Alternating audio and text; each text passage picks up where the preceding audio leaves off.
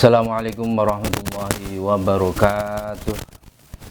Bismillahirrahmanirrahim. Qala al-musannif rahimallahu nafa'ani wa iyyakum bid-dharaini amin amin ya rabbal alamin. Melanjutkan daripada pertemuan yang sebelumnya, yaitu mengenai tentang kitab Mukhtarul Ahadits An-Nabawiyah. Kita melanjutkan hadis yang ketiga, yaitu tentang afatul ilmi an-nisyan. Bismillahirrahmanirrahim. Afatul ilmi an-nisyan. Afatul ilmi utawi ponco boyone ilmu an-nisyanu iku lali. Wa idha'atuhu lan utawi nyanyakna ilmu antu haditha ingin to ngomong sapa sira bihi kelawan ilmu ghairu ahlihi ing saliyane ahline ilmu. Bahwasanya kemarin sudah dijelaskan hadis yang pertama tentang Rasulullah adalah makhluk yang paling mulia yang nantinya akan pertama kali masuk ke dalam surga. Nanti pada hari kiamat itu adalah Rasulullah yang pertama kali untuk memasuki daripada surganya Allah Subhanahu wa ta'ala. Kemudian hadis yang kedua, yaitu mengenai tentang bahwasanya kita untuk selalu melakukan kebaikan, di mana kebaikan itu sudah jelas nyata akan kebaikan tersebut. Jadi tidak usah ragu-ragu, kalau itu baik maka laksanakan, maka kerjakanlah. Ya, kalau itu memang nyatanya baik. Tapi kalau itu tidak baik, ya jangan dilakukan. Terus kemudian hadis yang ketiga, bahwasanya ilmu itu ada bahayanya. Ilmu itu ada resikonya. Resikonya apa? Resikonya kalau lupa. Jadi ilmu itu bisa bahaya kalau ilmu itu lupa.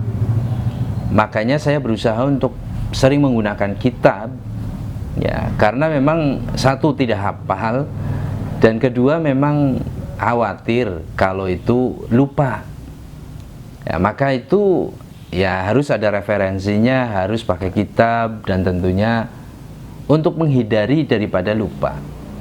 Sehingga kalau kita lupa, ini bisa bahaya. Karena apa? Ilmu itu kalau tidak sesuai dengan, contoh misalkan tidak sesuai dengan dalilnya, tidak sesuai dengan apa yang dikatakan Rasulullah, ini maka akan bahaya. Apalagi dengan ilmu-ilmu yang berupa praktek, sholat, zakat, kemudian sedekah, amalan-amalan yang lainnya, baik itu amalan ibadah kepada Allah ataupun amalan-amalan yang tentunya berhubungan dengan makhluk, sesama makhluk. Ini kalau tidak sesuai dengan ilmunya, dan ilmunya itu salah, lupa, maka ya salah begitu.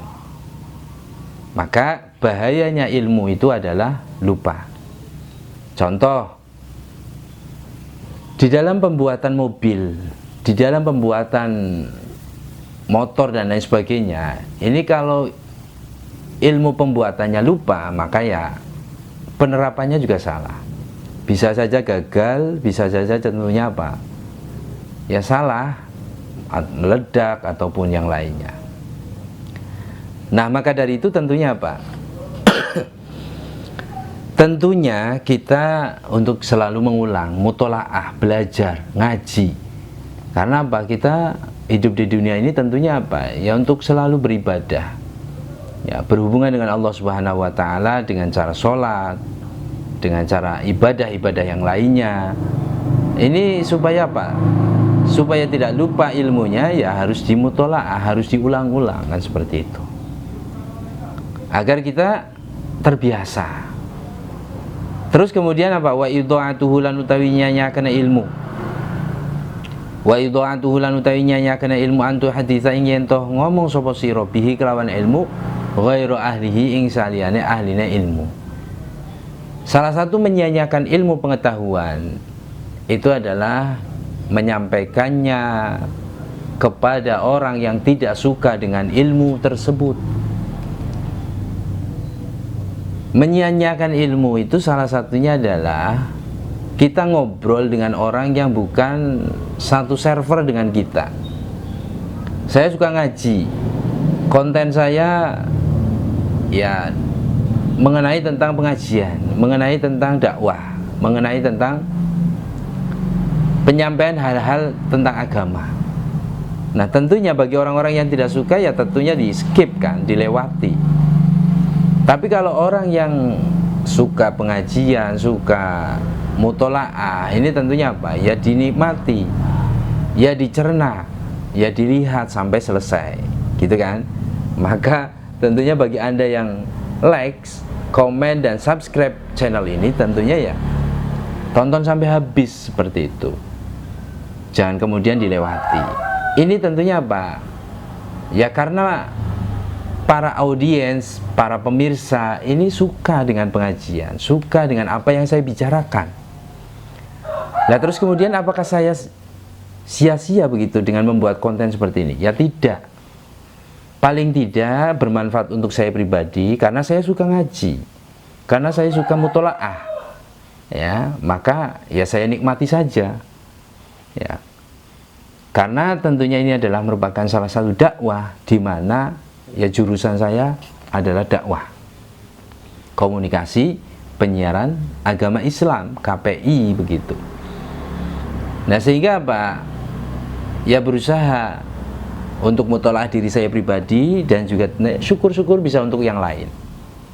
Syukur-syukur bisa dinikmati oleh para pemirsa dan netizen. Nah ini maka dari itu salah satu menyia-nyiakan ilmu ketika kita berbicara dengan lawan yang tidak menyukai ilmu. Kita dakwah, tapi orang yang kita dakwai sama sekali tidak menyukai ilmu agama. Ya, kan repot, kadang seperti itu, sia-sia saja. Nah, maka dari itu kita memohon kepada Allah Subhanahu wa taala agar tentunya apa? Segala aktivitas kita, kegiatan kita itu tentunya tidaklah sia-sia, tidaklah tidak membuahkan hasil lah pokoknya. Paling tidak ada hasil untuk diri kita pribadi, syukur-syukur bisa dinikmati hasilnya untuk orang lain. Kita berdoa kepada Allah Subhanahu wa taala di awal tahun ini tentunya. Mudah-mudahan amalan-amalan yang kita lakukan, amalan-amalan yang tentunya kita kerjakan, itu semua bisa dinilai sebagai ibadah kepada Allah Subhanahu wa taala dan mendapatkan manfaatnya. Amin ya rabbal alamin. Dari tentunya pagi ini insya Allah bisa dilanjutkan besok pagi lagi atau pada hari-hari yang lain. Wabillahi taufiq wal hidayah. Assalamualaikum warahmatullahi wabarakatuh.